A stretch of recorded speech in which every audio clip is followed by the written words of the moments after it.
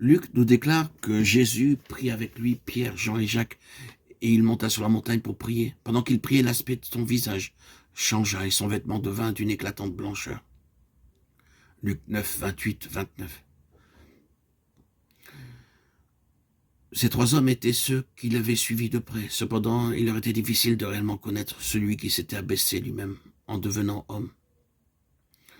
Mais sur la montagne, ils ont vu sa gloire, cette gloire que son humanité avait jusqu'à cet instant voilée à leurs yeux.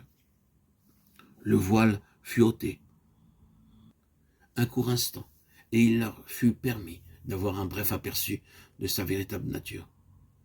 Ils avaient connu l'homme Jésus de Nazareth sur la montagne. Ils virent le Christ, le Fils du Dieu vivant.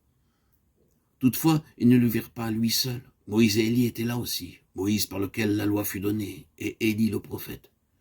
Dans ces deux hommes, la loi et les prophètes étaient représentés, c'est-à-dire ce qui caractérisait l'ancienne dispensation. Christ, d'autre part, caractérisait la nouvelle dispensation. La loi et les prophètes étaient l'ombre, mais Christ était la réalité.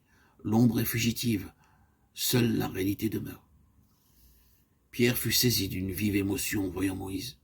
Élie est aussi en voyant Christ, et il s'exclama, « Maître, il est bon que nous soyons ici.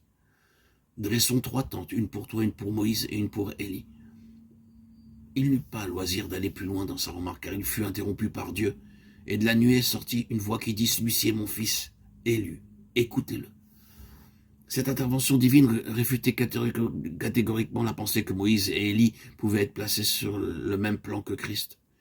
Pierre, assurément, désirait écouter Christ.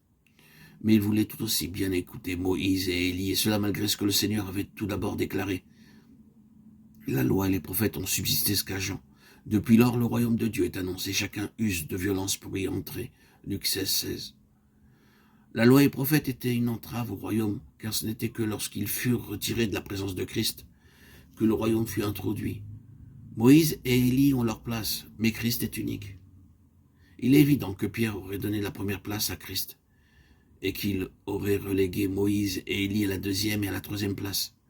Mais Dieu ne veut pas que Moïse et Élie, qui avaient une position prééminente dans l'Ancien Testament, occupent cette même place dans le Nouveau Testament. Dans le Nouveau Testament, Christ est tout et en tous. Le christianisme, c'est Christ, et non pas Christ plus autre chose. Il était nécessaire et vital que les propos impulsifs de Pierre soient censurés. C'est pourquoi Dieu est intervenu pour faire taire Pierre par ses paroles. Écoutez-le. Dieu signifie en fait, ce n'est pas le moment pour toi de parler, c'est le moment pour toi d'écouter. Tout ce que tu pourrais dire serait hors de propos. Tu penses qu'il faudrait préparer une place pour 3 personnes, mais il n'y en a qu'une seule qui soit qualifiée pour parler ici. Dieu n'a pas dit écoutez-les, il a dit écoutez-le.